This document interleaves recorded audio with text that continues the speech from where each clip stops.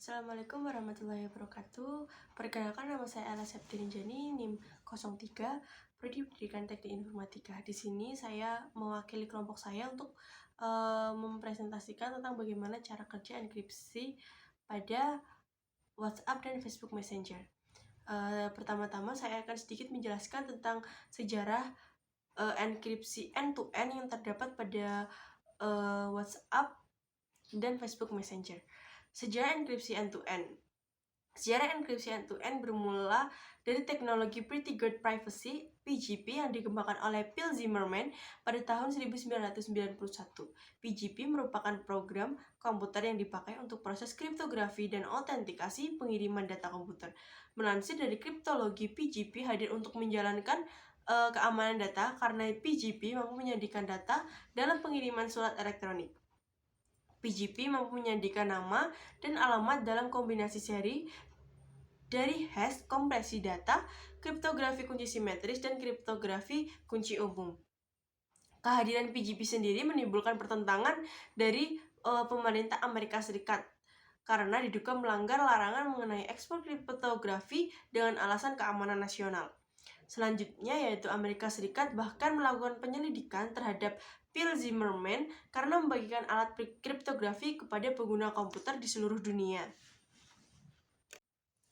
Oke, selanjutnya Phil berusaha agar PGP buatannya tidak diselidiki oleh pemerintah dengan cara menerbitkan buku yang berisi kode sumber PGP. Penerbitan buku dilakukan di tahun 1995 untuk menghindari upaya investigasi penyelidikan pemerintah, dan setahun kemudian pemerintah membatalkan penyelidikan tersebut karena kehadiran PGP membuat ahli teknologi mulai mengembangkan layanan enkripsi data yang aman untuk privasi pengguna. Sepanjang tahun 1997 hingga 2011 muncul berbagai peningkatan PGP seperti GNU, Privacy Guard atau GPG, OpenPGP, Extensible Message and Presence Protocol atau yang sering kita kenal dengan XMPP, Off the Record atau OTR, hingga aplikasi CryptoCat. Puncak dari peningkatan PGP dan menjadi dasar utama enkripsi end-to-end di tahun 2013. Pada tahun tersebut, Trevor Perrin dan Moxie Merlin Spike dari Open Whisper System menghadirkan Signal Protocol. Signal Protocol adalah federasi protokol kriptografi yang dapat digunakan untuk menyediakan teknologi enkripsi ini untuk panggilan suara, panggilan video, maupun pesan instan. Selanjutnya yaitu enkripsi end-to-end adalah teknologi yang mampu mengamankan pesan teks, gambar, suara, maupun video, di mana hanya penerima saja yang bisa mengakses pesan tersebut. Selanjutnya yaitu Signal Protocol ini awalnya digunakan untuk aplikasi pesan singkat bernama TextSecure, yang merupakan aplikasi pesan singkat terenkripsi. TextSecure mampu mengamankan transmisi pesan pribadi, pesan grup, lampiran, dan media ke pengguna lainnya. Di tahun 2015, TextSecure berubah menjadi Signal, dan saat ini aplikasi tersebut masih tersedia di Google Play Store dan App Store. Selanjutnya, kehadiran Signal Protocol menjadi dasar dalam menjalankan layanan enkripsi kepada pengguna, dan salah satu perusahaan yang menggunakan layanan tersebut merupakan WhatsApp. WhatsApp dikembangkan oleh Brian Acton dan Jan Koum di tahun 2009 dan diakuisisi oleh Facebook pada tahun 2014. Di tahun yang sama, Open Whisper System mengumumkan kemitraan dengan WhatsApp untuk menyediakan enkripsi. Selanjutnya yaitu setelah melakukan berbagai pengembangan, akhirnya pada tahun 2016 enkripsi end-to-end hadir untuk setiap bentuk komunikasi di WhatsApp. Hingga kini teknologi enkripsi mulai banyak digunakan di berbagai aplikasi seperti Facebook, Messenger, Skype, Telegram, dan Zoom. Selanjutnya yaitu cara kerja enkripsi end-to-end. Cara kerja teknologi ini cukup unik. Teknologi enkripsi end-to-end akan mengenkripsikan pesan dan mengubah pesan menjadi karakter acak atau ciphertext.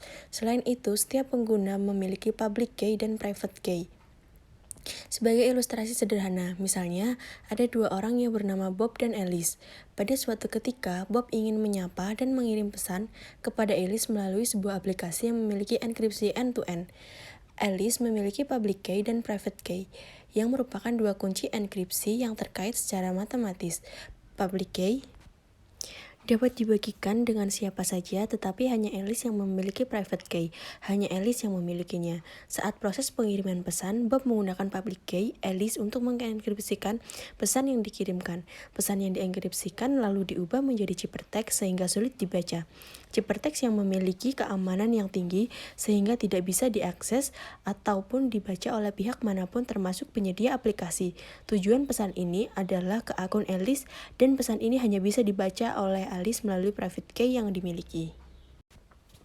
Ketika pesan masuk ke kontak maka private key akan membantu untuk membaca atau mendeskripsikan pesan yang dikirim. Proses yang sama akan terjadi kalau Alice ingin membalas pesan dari Bob. Proses ini yang kira-kira terjadi pada aplikasi WhatsApp. Melalui laman resminya, WhatsApp menjelaskan kalau pesan yang dikirim antar pengguna terenkripsi dengan baik. WhatsApp memastikan hanya Anda dan orang yang berkomunikasi dengan Anda yang dapat membaca apa yang dikirim dan tidak ada orang di antaranya. Bahkan WhatsApp. Tulis WhatsApp. Selanjutnya yaitu keunggulan dari enkripsi end-to-end. Keunggulan yang pertama adalah privacy lebih terjaga karena tidak ada yang bisa membaca pesan Anda kecuali akun si penerima tersebut. Anda seperti mengirim surat dan memasukkannya ke dalam kotak yang sulit dibuka dan kebal terhadap berbagai macam gangguan.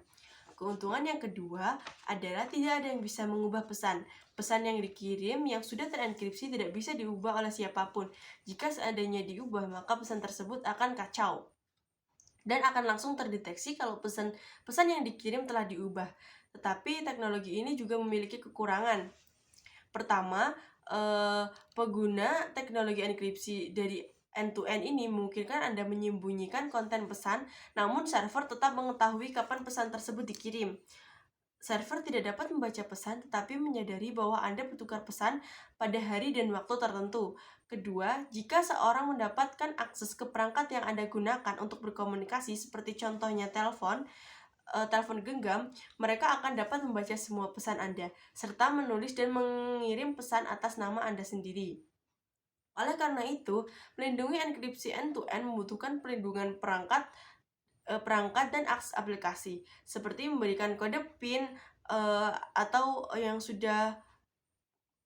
model yang sudah berjalan saat ini, yaitu dengan men-scan wajah, mata, maupun sidik jari. Oleh karena itu, melindungi enkripsi end-to-end juga menggunakan PIN. Tujuannya jika perangkat hilang atau dicuri, korespondensi Anda bersama dengan kemampuan untuk meniru identitas Anda tidak jatuh ke tangan yang salah. Oke, selanjutnya yaitu yang ketiga, teknologi ini tidak dapat memastikan perangkat mitra percakapan Anda. Maksudnya, ketika perangkat ponsel teman berbicara Anda hilang, dicuri, atau berada di luar kendali pemilik, maka pesan yang Anda kirim bisa saja diterima oleh pencuri atau pihak yang tidak bertanggung jawab. Demikian presentasi dari saya. Kurang lebihnya mohon maaf. Wassalamualaikum warahmatullahi wabarakatuh.